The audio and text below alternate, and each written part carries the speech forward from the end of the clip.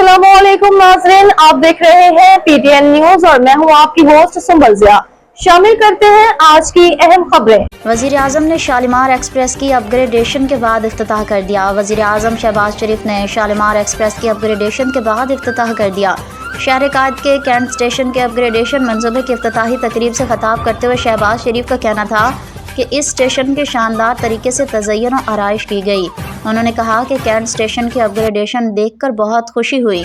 First class और economy class काबिल दीद है। शालीमार एक्सप्रेस को नई ट्रेन बना दिया गया।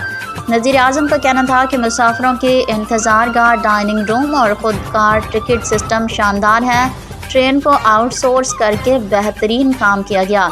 मैं हनीफ अब्बासी को दिल के अथाह गहराइयों से मुबारकबाद पेश करता हूँ। शहबाज शरीफ ने कहा कि कराची रोशनी का शहर था, यहाँ का रेलवे निज़ाम बोसीदा हो चुका था।